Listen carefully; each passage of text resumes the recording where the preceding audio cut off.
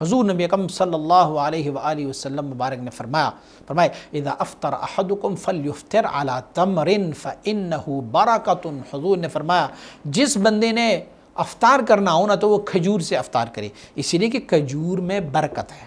مشائخ اعظام نے اس میں ایک حدیث نقل کی ہے، صحیح بخاری میں ہے، حضرت ابن عمر رضی اللہ تعالیٰ عنہ فرماتے ہیں حضور نبی اکرم صلی اللہ علیہ وآلہ وسلم مبارک نے فرمایا کہ ایک ایسا درخت ہے فلا يسقط ورقها وانها مثل لمسلم یا مثل للمسلم۔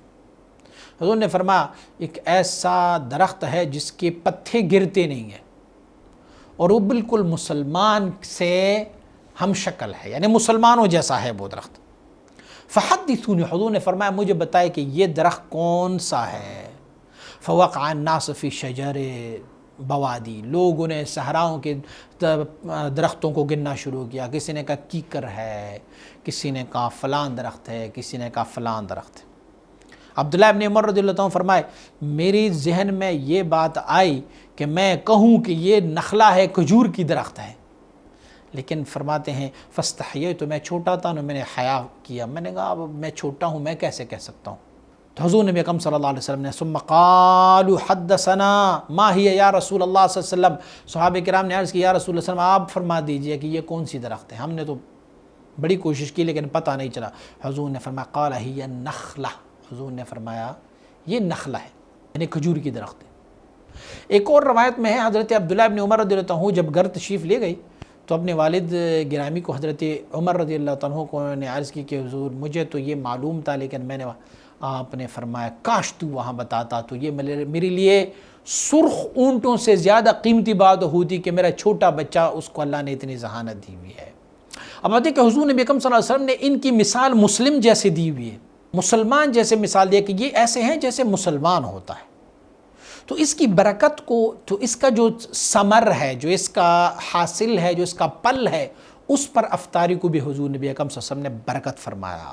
حضور نبی اکرم صلی اللہ علیہ وسلم نے افطار صوم بتمر کردہ اند، حضور جب بھی افطار فرمایا کرتے تھے تو کھجور کے ساتھ۔ یہ خیال مت رکھنا کہ عرب میں کھجور زیادہ تھے تو اسی لیے حضور اس پر افطار کرتے ہوتے تھے، پانی بھی تو موجود تھا اس پر بھی کر سکتے تھے، نمک بھی موجود تھا اس پر بھی کر سکتے تھے، اور کھانے کے اور اشیاء بھی موجود تھے اس پہ بھی کر سکتے تھے۔ عرب میں اکیلے کھجور تو نہیں ہے، بہت ساری چیزیں وہاں پر موجود تھیں، لیکن حضور نے فرمایا فَإِنَّهُ بَرَكَةٌ، جب حضور نے برکت کا لفظ استعمال کیا تو حضور نے تعلیم امت کے لیے خود بھی اسی پر افطار فرمایا۔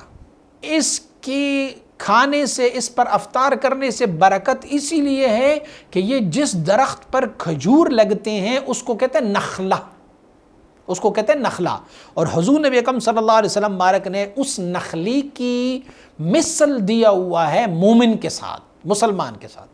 اب مسلمان کی کیا عظمت ہے، تو مسلمان کی جتنی عظمت ہے حضور نبی اکرم صلی اللہ علیہ وسلم مبارک نے اس نخلے کی بھی اتنی عظمت ان کے ساتھ مشابہت فرمایا۔ یہ اتنی جامع چیز ہے کہ جس طرح کی جامعیت انسان میں ہے تو حضور نبی اکرم صلی اللہ علیہ وسلم مبارک نے اس کی مشابہت جب انسان کے ساتھ کر لی تو اس سے پتہ چلتا ہے کہ اس میں بھی بہت ساری جامعیت ہے، اور ان جامعیات میں سے ایک جامعیت یہ ہے کہ حضور نبی اکرم صلی اللہ علیہ وآلہ وسلم مبارک نے نخلے کو فرمایا ہوا ہے، حضور نبی اکرم صلی اللہ علیہ وآلہ وسلم مبارک نے نخلے کو یہ بنی آدم کی پھوپھی فرمایا ہے کہ یہ بنی آدم کی پھوپھی ہے۔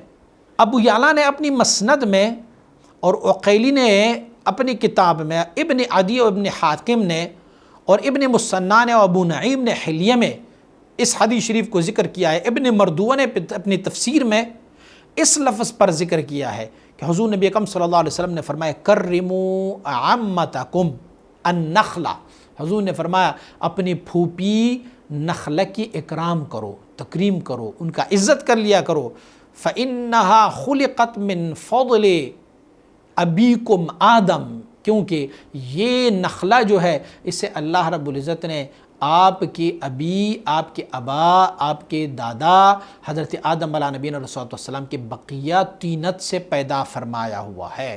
کما قال علیہ السلام اکرموا عمتکم النخلہ فإنہا خلقت من بقیت طینت آدم۔ نخلی کی آپ عزت کر لیا کرو، کیونکہ یہ سیدنا آدم علیہ نبینا علیہ السلام کے بقیہ بچے ہوئے مٹی سے اللہ رب العزت نے ایسے پیدا فرمایا ہوا۔ آدم علیہ نبینا علیہ السلام کی جامعیت کو دیکھو، اور ان میں سے جو کچھ بقیہ بچے، اس بقیہ بچے میں سے اگر نخلہ بنایا گیا ہے تو اس کی جامعیت کا تو پھر کیا ہی کہنا ہے، سبحان اللہ۔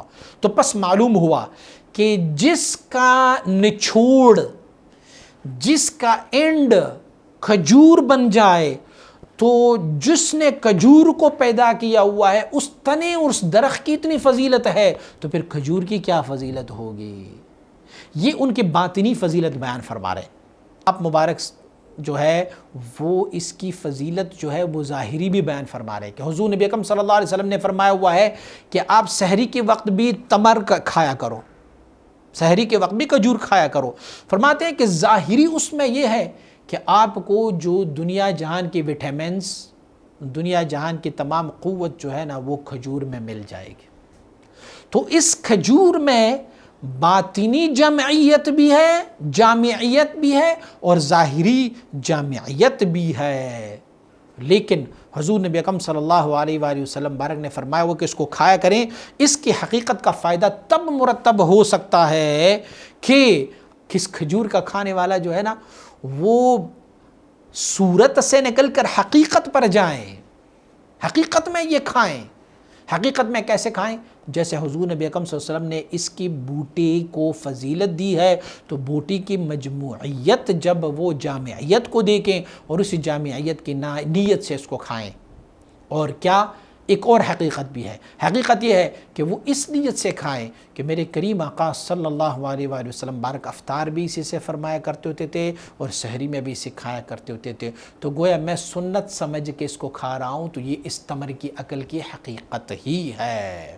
ظاہر غذا ممد ظاہر او باشد، اللہ اکبر۔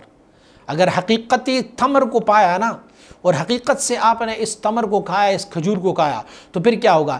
ظاہر غذا ممد ظاہر او باشد، ظاہر جو یہ غذائیت آپ کو دے رہا ہے نا کھجور، تو یہ آپ کی ظاہری جسم کے لیے ممد و معاون ہوگا، وہ باطنی غذا مکمل باطن او، اور جو اس تمر کی، اس کھجور کی جو باطنی جامعیت ہے وہ آپ کی باطنی جامعیت کو اور بڑھاتا رہے گا۔ وَإِلَّا، اور اگر پھر ظاہری طور پر، تو پھر کیا ہوگا؟ ظاہری طور پر آپ نے کھایا تو تجھے ظاہری طور پر بھی یہ فائدہ دے گا۔ دیکھیں آپ سحری کے ٹائم نے آپ کھجور اور دودھ پیئیں، آپ کھجور کھائیں اور پھر ساتھ دودھ، تو کھجور اور دودھ اگر آپ سحری کے ٹائم لیں گے پورا دن آپ کا بڑا آسان گزرتا جائے گا۔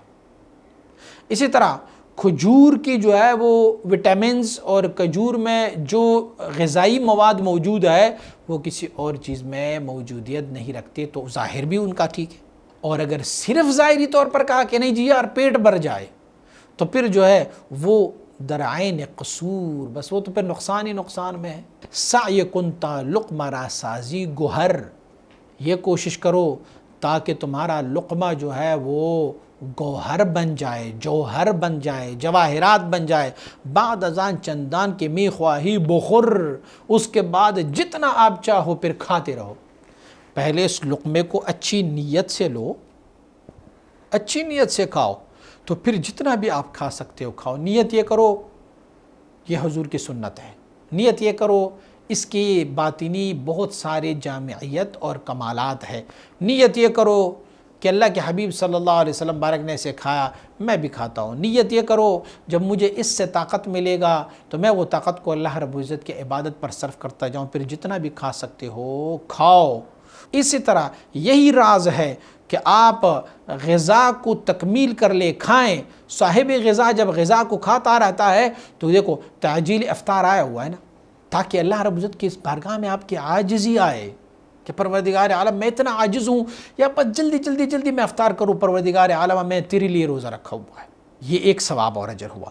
اور تاخیر تسحر، سحر کو ہم تاخیر کرتے ہیں، اسی لیے تاخیر کرتے ہیں کہ جناب والا ہم اپنا عجز بیان کریں اور تھوڑا سا اور کھا لیتے ہیں تاکہ میں تو ضعیف بندہ ہوں، تاکہ مجھے پھر بھوک نہ لگے، روزے کو میں پائے تکمیل تک پہنچاؤں، تو یہ بھی اپنا عجز ظاہر کرنا ہوتا ہے۔ والسلام اولا و آخرا۔